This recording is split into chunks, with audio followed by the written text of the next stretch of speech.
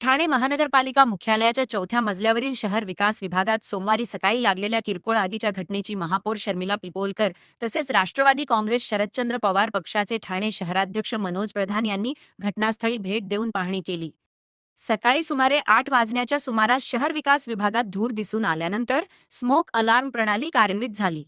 सुरक्षा रक्षकांनी तत्काळ घटनास्थळी धाव घेत अग्निशामक यंत्रांच्या सहाय्याने आग नियंत्रणात आणण्याचा प्रयत्न केला. यानंतर अग्निशमन दल व आपत्ती व्यवस्थापन पथक घटनास्थळी दाखल झाले आणि आगीवर पूर्णपणे नियंत्रण मिळविण्यात यश आले. या घटनेत कोणतीही जीवितहानी झाली नसली तरी काही संगणक, UPS आणि कागदपत्रांचे नुकसान झाल्याचा प्राथमिक अंदाज व्यक्त करण्यात आला आहे. घटनास्थळी पाहणी केल्यानंतर मनोज प्रधान यांनी आगीच्या कारणांबाबत प्रश्न उपस्थित करत ही आग अपघाती होती की जाणीवपूर्वक लावण्यात आली याची सखोल चौकशी करण्याची मागणी केली. शहर विकास विभागासंदर्भात अनेक तक्रारी आणि भ्रष्टाचाराचे आरोप होत असल्याने या घटनेकडे गांभीर्याने पाहण्याची गरज असल्याचे त्यांनी सांगितले. तसेच महापालिकेच्या सर्व इमारतींचे फायर ऑडिट आणि स्ट्रक्चरल ऑडिट तातडीने करण्यात यावे अशी मागणीही त्यांनी केली. काही दिवसांपूर्वी गावदेवी भाजी मंडईत लागलेल्या आगीच्या घटनेचा उल्लेख करत अशा दुर्घटनांची पुनरावृत्ती टाळण्यासाठी प्रभावी उपाययोजना करण्याचे आवाहन त्यांनी केले.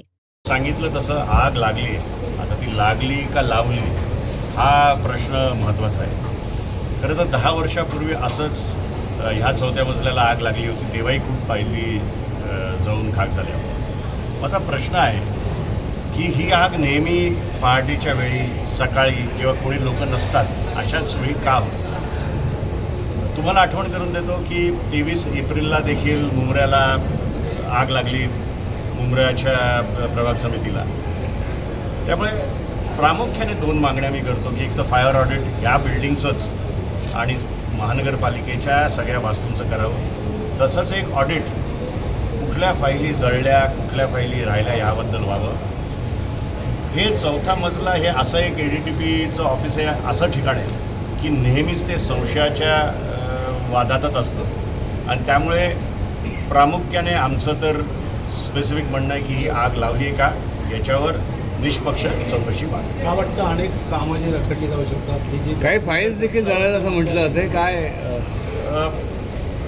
तेच मी सांगितलं की कुठल्या फाईल जळाल्यात आणि खरंच जळाल्यात का नुसत्याच गहाळ झाल्यात का त्यांच्याबद्दल संशयाचं वातावरण आहे म्हणून त्या फाईली आता उपलब्ध होत नाही आहेत. या सगळ्याचा विचार व्हावा आणि त्याच्याबद्दल नक्कीच एक कमिटी या समिती स्थापन करून याच्यावर चर्चा करू. आयुक्तांशी काय चर्चा करणार का? शहर विकास संदर्भात असेल, इतर ठाणे शहरातील देखील अनेक ठिकाणी अशी देखील मी तुम्हाला सांगू का, गावदेवी मार्केटमध्ये देखील मोठ्या प्रमाणात आग लागली. साहेब असं आहे की सर्वात भ्रष्ट जर कुठलं डिपार्टमेंट या महानगरपालिकेत असेल तर ते शहर विकास आहे. त्यामुळे खऱ्या अर्थाने चर्चा तर या महानगरपालिकेत झालीच पाहिजे. पण महासभेमध्ये चर्चा होऊ शकत नाही. आमचे नगरसेवक बिचारे सकाळपासून येऊन बसतात, प्रामुख्याने विषय मांडतात, पण त्याची चर्चा कधी होताना दिसतच नाही. मंजूर मंजूर मंजूर असं करत 300 प्रकरणं क्लिअर होतात. त्यामुळे कुठेतरी ठाण्याच्या नागरिकांना विचार करायची वेळ आलेली आहे.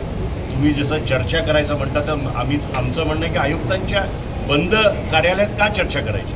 महासभेत चर्चा होऊन दे आणि ती चर्चा लाईव्ह कव्हरेज तुमच्या सगळ्यांच्या मार्फत होऊन दे. ठाणे शहरातल्या नागरिकांना कळून दे की कसा कारभार या महानगरपालिकेत चालू आहे. गावदेवी परिसरामध्ये जी लागली होती भाजी मंडईमध्ये, त्यामुळे अनेक प्रकार समोर आले की अनधिकृत देखील गाडी त्या ठिकाणी. का वाटतं येणाऱ्या काळात अशा ठिकाणी परिसरात किती महत्त्वाचं आहे ऑडिट करणं पाहिजे असं उत्तर देखील मिळत नाही. साहेब ऑडिट करणं फार गरजेचं आहे. पहिले म्हणजे ना फायर सेफ्टीचं तुम्ही ऑडिट केलं पाहिजे. आज आपले 2 कर्मचारी मृत्युमुखी पडले. लोकांचं, आपल्या ठाण्याच्या नागरिकांचं जे तिथे धंदा करत होते त्यांचं लाखो आणि करोडोंचं एकत्र मिळून त्यांचं नुकसान झालं. त्यामुळे ठाण्यातल्या सगळ्याच वास्तूंचं जे महानगरपालिकेच्या मालकीचे आहे याचं ऑडिट झालंच.